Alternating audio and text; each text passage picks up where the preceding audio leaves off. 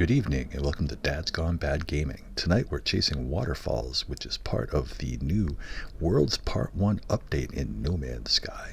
Leading up to our last stream, we were using the following criteria that we had derived from Hero2U's awesome video on how to find floating islands with waterfalls that had inspired us to get going with it.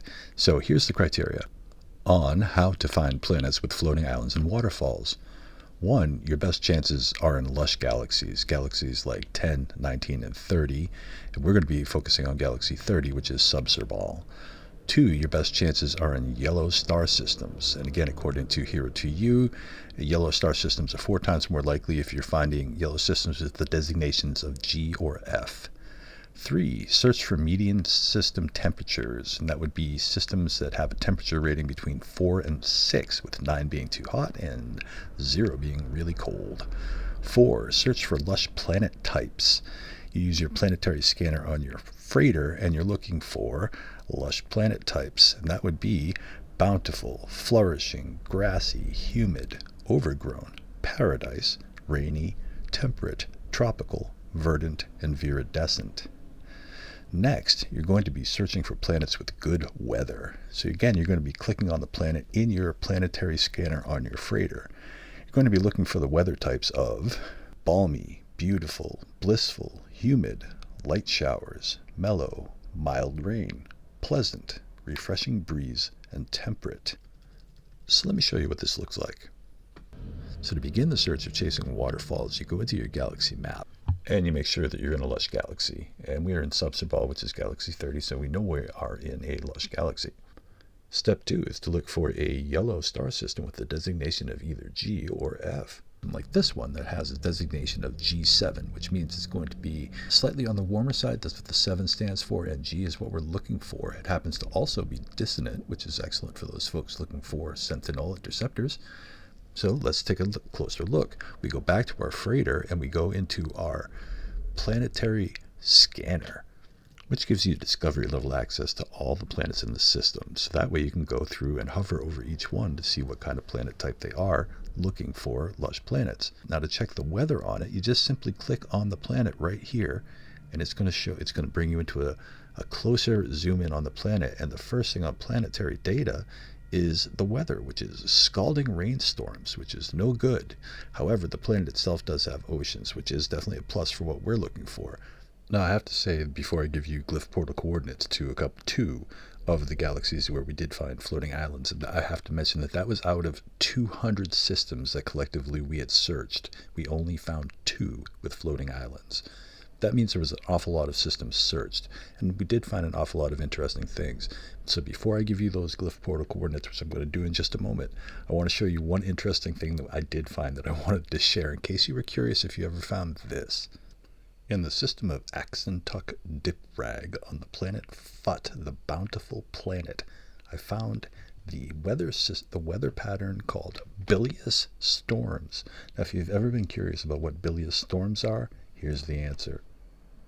Bubbles! Who doesn't love bubbles, right? And there's the coordinates for it if you want to come here and build a base. The first of the 2 systems discovered by Thunder, it's called Noli Omega. And again, this is in Subsorbal galaxy number 30. This is an absolutely gorgeous paradise planet with a refreshing breeze for its weather. Most excellent.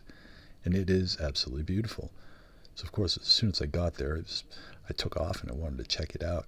The main thing you're looking for when you do come across a planet with floating islands is to look for islands that are surrounded by mist. Those are the ones that are going to have the waterfalls and the little rivers, the cascades. Those are like this one right here. And oftentimes when you find one, there'll be several others close by. The history of these is that in the latest update, apparently the paradise planets, these things broke off in some sort of electromagnetic fury from the ground, and are now floating up in the air. And this is a rarity, an anomaly, but it can be found. And again, we were finding it about 1% of the time as we've been searching, and this is by far the most beautiful that we found. And here is Thunder's base. So just to give you an idea of what kind of base or what it could look like if you yourself wanted to come here and build a base. Love the idea, love the glass concept. Here, And that, of course, being your view out your front door. Just a beautiful base. I love the idea. Just the ideas, the things that you can do with the waterfalls, incorporating them into your base are just endless. Just a whole new way to design and new aesthetics to work on. And again, there's the coordinates again. If you want to come here yourself and build a base in galaxy number 30, Subserball. Come on down, build a base. And again, this is the first of 2 that we have found prior to streaming, and I just used the stream to go ahead and check these out, as well as go look for a few myself, which I did not find any. However, we did find some very interesting trends. Again, in Subserball, on the system of Neriyuntu, Citrus had found another planet with floating islands, Esporpiu Gamma, which is a paradise planet, and it has literally beautiful weather. How perfect is that? But unfortunately, it seems to be lacking an ocean, although I'm not 100% sure about that. But nonetheless, another fantastic find. If you're searching for waterfalls, if you're chasing waterfalls like we've been, and you want to come out here to Galaxy 30, please feel free to come here, use these coordinates, and build a base for yourself.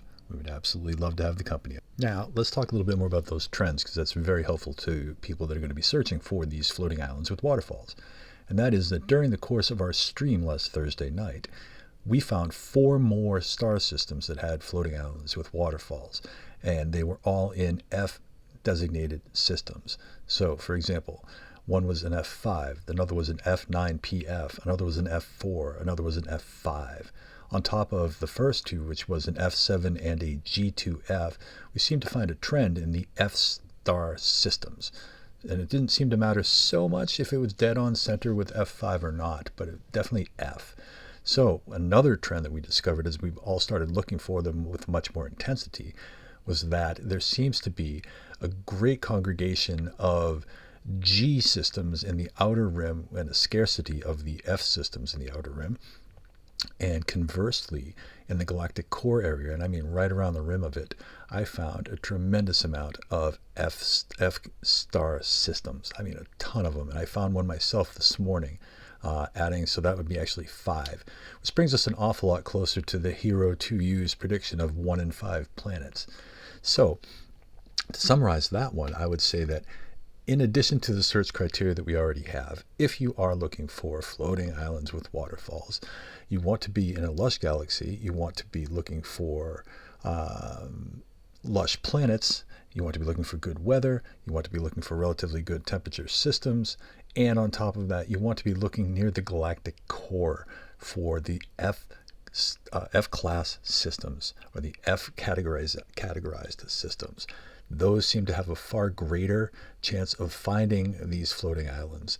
And we all want them because everybody wants to build a base on one of these things.